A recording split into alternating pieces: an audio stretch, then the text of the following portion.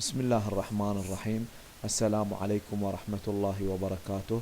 أعزائي متابعين قناتي التعليمية في كل مكان، أرحب بكم من جديد وفي درس من دروس لغة الفيجوال بيسك، والذي أسميناه أو أسمينا الكورس الخاص بهذه الدروس باسم لغة الفيجوال بيسك بأبسط صورة. لازلنا مستمرين بأخذ الأمثلة أو الأسئلة المتوالية حول لغة الفيجوال بيسك للصف الرابع الإعدادي. اليوم لدينا مثال أسميته بمثال الدلالات الملونة أو الكلرز ليبل. المثال كما ترونه أمامكم واضح. المثال كما ترونه أمامكم واضح. نريد أن نصل بهذا المثال إلى هذه النتيجة التي سترونها أمامكم، إلى هذه النتيجة التي سترونها أمامكم. لاحظوا أعزائي هذه النتيجة التي ستكون أمامكم. طيب، المثال كما ترون يتكون من ثلاثة مفاتيح أو 3 commands button، ثلاث كوماند 3 كوماندز، ثلاث أزرار أو ثلاثة مفاتيح. كل زر أو كل مفتاح فوقه دلالة. كل زر وكل أو كل أداة كوماند فوقها ليبل. كما تلاحظون الزر الأول أو الكوماند الأول مكتوب في داخله عبارة في وسطه عبارة أصفر، أعلى منه دلالة. الدلالة هذه مرتبطة بهذا المفتاح، مرتبطة بهذا المفتاح. كيف مرتبطة بهذا المفتاح؟ عند تنفيذ البرنامج، عند النقر على هذا المفتاح فيجب أن تصبح هذه الدلالة باللون الأصفر، ويجب أن تظهر في داخل الدلالة عبارة أو كلمة أصفر. وكذلك هذا المفتاح، هذا الكوماند أعلى منه موجود ليبل دلالة، ومرتبطة بهذا المفتاح. بأي شيء مرتبطة؟ مرتبطة بأنه عند تنفيذ البرنامج يجب أن تتحول هذه الدلالة إلى اللون الأخضر، ويظهر في داخل الدلالة في الوسط كلمة أخضر. وكذلك هذا الكوماند كما تلاحظون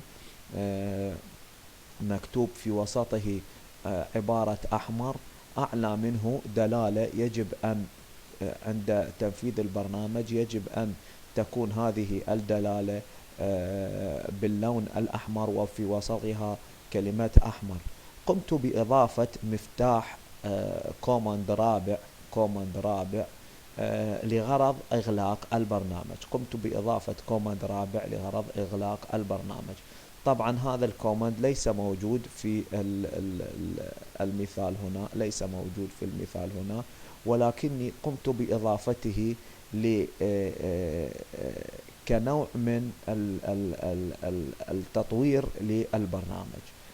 طيب، وهناك لدينا شيء آخر، إذا تلاحظون هنا اسم النموذج هو فورم 1. اسم النموذج هو فورم 1.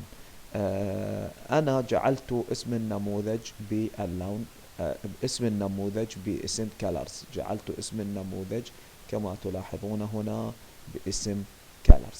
طيب، الآن سنأتي وندخل في الخطوات التي ستؤدي بنا إلى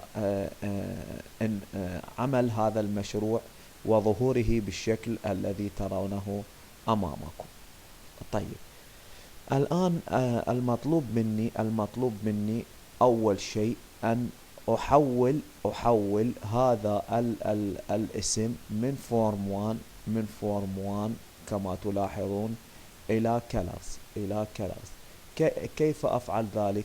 أفعل ذلك بتحديد النموذج فورم 1. أقوم بتحديد النموذج، ثم من عبارة كابشن أقوم بتغيير فورم 1 إلى كلمة colors. أقوم بتغيير فورم 1 إلى كلمة colors.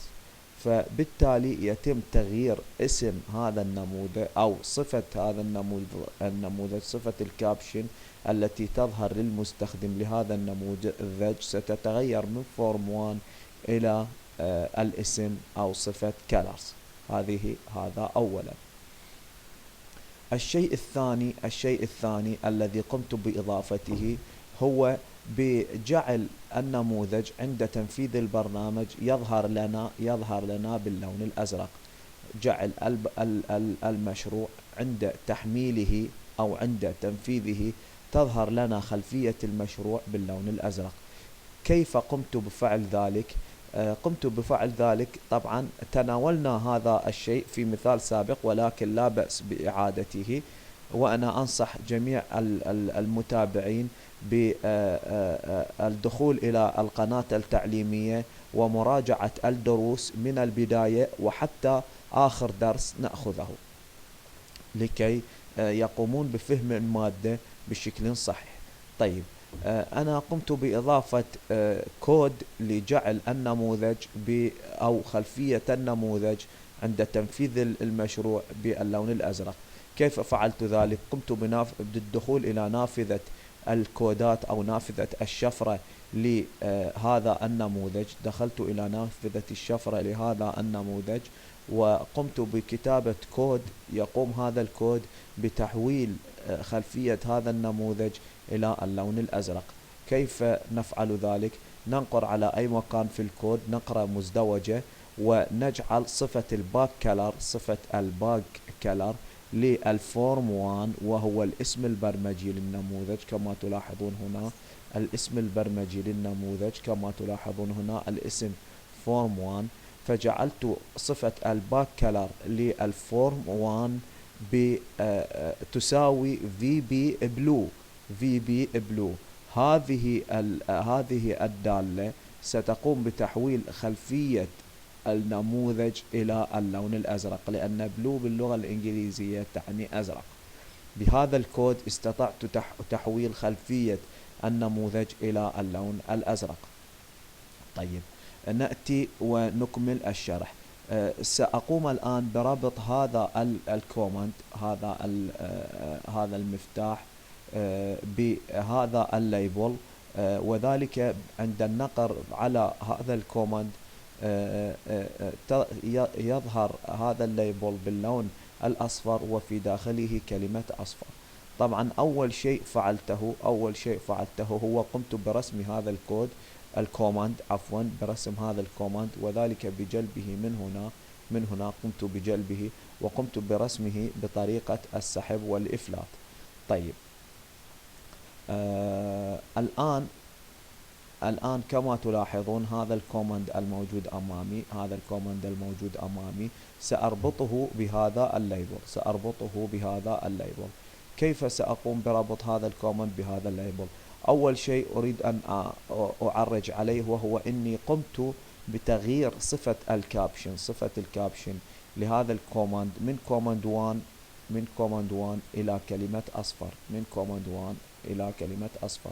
كانت هنا عند بداية رسمي للكوماند كلمة كوماند 1. قمت بتغييرها إلى اللون الأصفر. ومن الفونت هنا اخترت خط جديد كما تلاحظون. قمت بتحميل الخطوط، ننتظر قليلا حتى يتم تحميل الخطوط. اخترت خط جديد هذا وجعلته بالحجم 16 فظهر لي الناتج كما تلاحظون بالشكل التالي. الآن أريد أن أربط هذا الكوماند مع هذا الليبل بشفرة معينة، بحيث عند الضغط على هذا الكوماند يصبح هذا الليبل باللون الأصفر وتظهر بداخله عبارة أصفر. أول شيء أريد أن أعمله هو أن تظهر لي عبارة أصفر في وسط النموذج، أن تظهر لي عبارة أصفر أو كلمة أصفر في وسط الليبل. كيف أفعل ذلك؟ أذهب إلى المحاذاة alignment وأجعل محاذاة الكلمة التي ستظهر في داخل الليبل بصفة صفة الألاينمنت أجعلها سنتر. ومن ثم بعد ذلك ذهبت إلى الفونت أيضا وجعلت صفة الفونت أعطيته 14 وأعطيته بولد.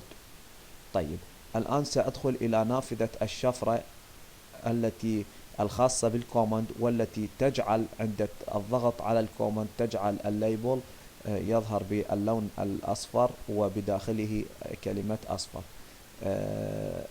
ندخل إلى الشفرة بالضغط على كوماند نقرة مزدوجة، تظهر لي تظهر لي نافذة الأوامر. هذه الأوامر هي الخاصة بالكوماند 1. هذه الأوامر هي الأوامر الخاصة بالكوماند 1. لاحظ أنني جعلت صفة الباك كلر للليبل 1 تساوي VB yellow. صفة الباك كلر للليبل 1 تساوي VB yellow، أي تساوي دالة اللون الأصفر، جعلتها باللون الأصفر. ثم جعلت الكابشن للليبل 1 تساوي أي أصفر، أي إنه عند الضغط عند النقر على بالكليك في الحدث كليك للكوماند 1 سيتم تنفيذ التالي: جعل صفة الباك كلر للليبل 1 تساوي VB yellow، وجعل صفة الكابشن للليبل 1 تساوي أصفر. طيب هذا هو الأمر الخاص ب كوماند 1. هذا هو الأمر الخاص بكوماند 1. طبعا سنأتي لتنفيذ المشروع. لاحظ بأنه عند تحميل المشروع تغيرت خلفية المشروع إلى اللون الأزرق. طيب الآن عند الضغط على الكوماند هذا باللون الكوماند المسمى بأصفر، لابد أن يتحول هذا الليبل للون الأصفر وبداخله كلمة أصفر طبقا للأوامر المكتوبة في نافذة الشفرة لهذا الكوماند. لاحظ هناك خطأ لدينا في التنفيذ. ما هو؟ سنلاحظ label 1.backColor تساوي VB yellow. لاحظ عزيزي هنا باك كلر 1. هذه ألوان هي خطأ، يجب أن نقوم بحذفها. فيصبح أنا قلت لكم سابقا بأنه كثيرا عند البرمجة ما ستظهر لكم بعض الأخطاء، أنتم يجب أن تبحثون عن سبب الخطأ وتقومون بمعالجته وتنفيذ البرنامج، فيتم تنفيذ البرنامج بالشكل الصحيح. فرقم 1 في الباك كلر لابد أن يحذف، ليس هناك داعي أو سبب لوجوده. لنأتي الآن لننفذ البرنامج من جديد. معذرة، أول مرة أوقف عمل البرنامج ثم أقوم بتنفيذه من جديد. الآن أضغط على أصفر، لا زال الأمر label 1.backColor label 1.backColor يساوي لنا VB yellow. private sub command 1 عند الحدث كليك label 1.color. ما هي المشكلة التي لدينا؟ label 1.backColor يساوي VB yellow. label 1.caption يساوي label 1.caption يساوي أصفر. طيب الآن هذا هو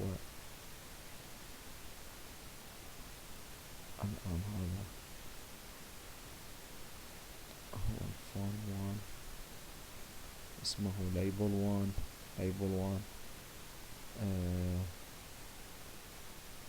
إذا ليس هناك لدينا أي مشكلة، سأقوم بتنفيذ المشروع من جديد. أنقر على أصفر مرتين أيضا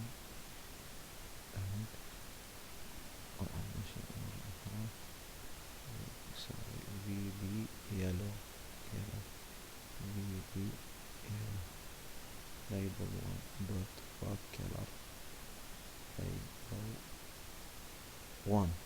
نعم، لاحظ عزيزي، لاحظ عزيزي، هنا اكتشفنا الخطأ، هنا اكتشفنا الخطأ.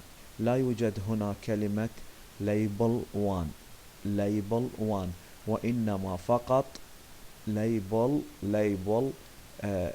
دوت باك كلر، فلا بد أن نضيف label 1.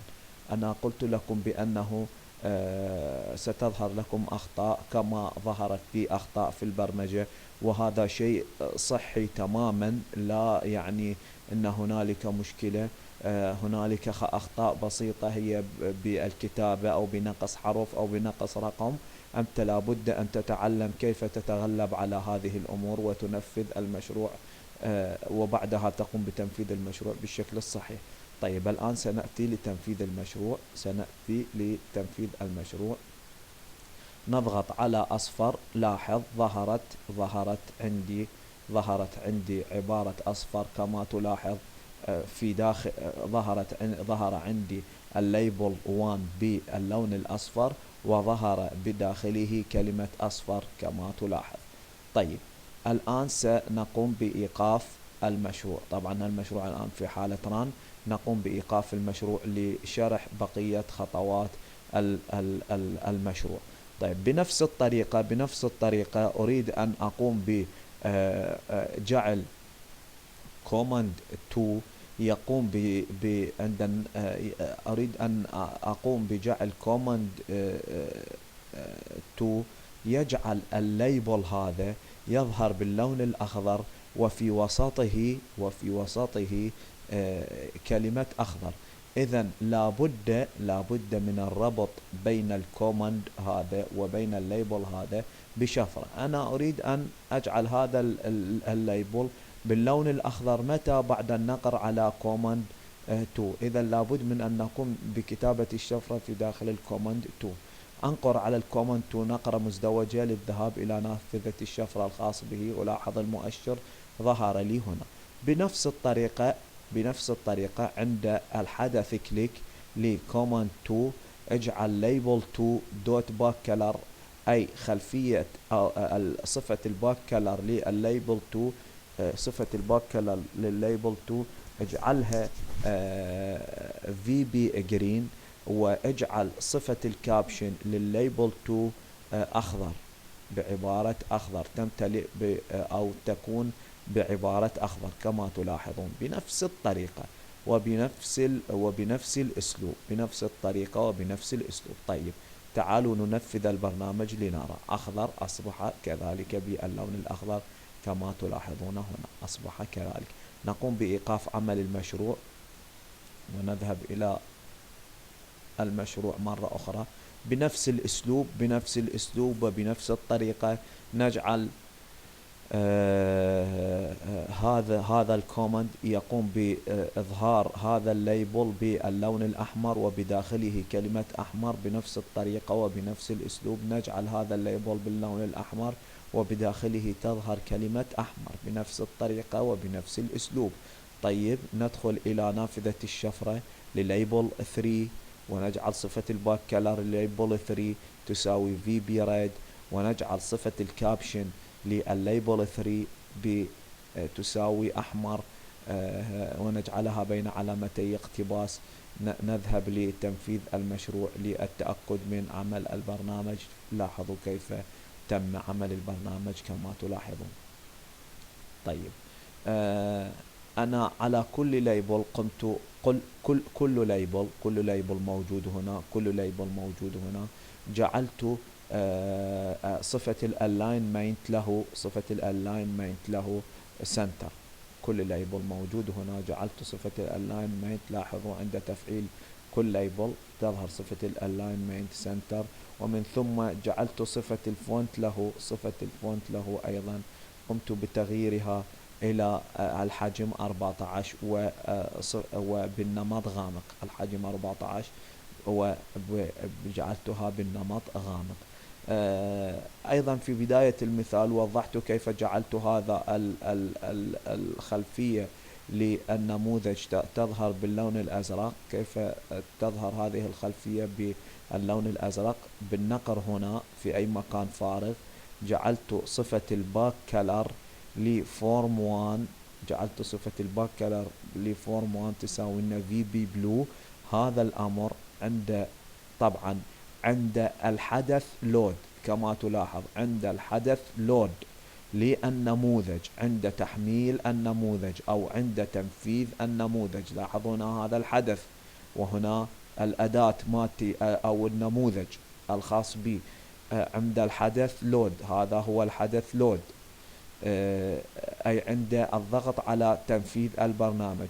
اجعل صفة الباك كلر لفورم 1 وهو الاسم البرمجي، الاسم البرمجي لفورم 1، هذا الاسم البرمجي لها للفورم للنموذج فورم 1. اجعل صفة الباك كلر للفورم 1 تساوي في بي بلو أي باللون الأزرق.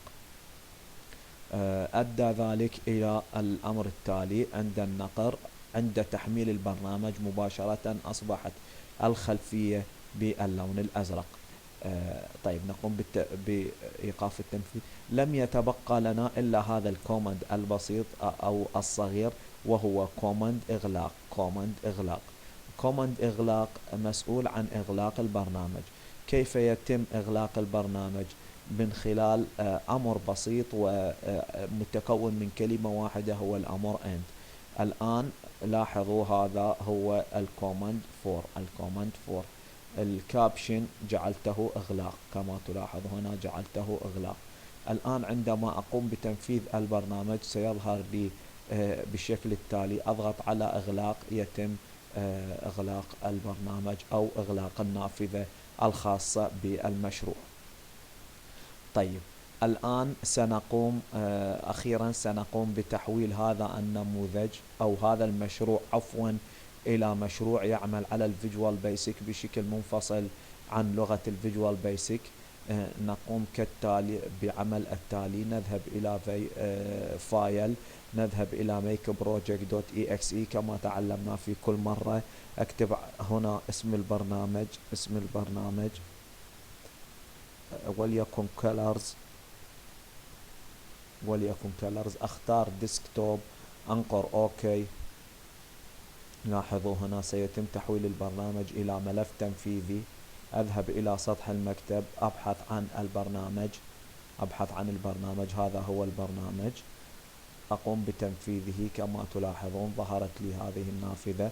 اضغط على اصفر يصبح هذا باللون الاصفر، اضغط على اخضر يصبح هذا باللون الاخضر، اضغط على احمر يصبح هذا باللون الاحمر، وهو مشابه لما قمنا به او لما ترون في هذه الصورة.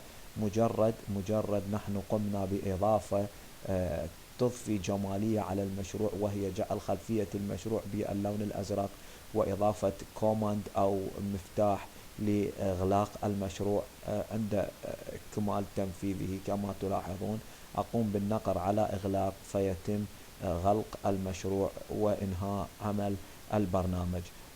أحبتي، أتمنى أن أكون قد وفقت في شرح البرنامج. أي إشكالية في الشرح، أي سؤال، أي استفسار، أرحب بذلك ويشرفني ذلك. ممكن أن تتواصلوا معي على صفحة الفيسبوك الخاصة بي، وهي صفحة صخر للبرمجيات، أو تضيفوا أي تعليق تقومون بإضافة أي تعليق تحبون أو استفسار خاص بالبرنامج على الفيديو الخاص بالبرنامج والموجود على اليوتيوب على قناة التعليمية مصطفى النداوي بالوصف صخر للبرمجيات. شكرا لمتابعتكم، والسلام عليكم ورحمة الله.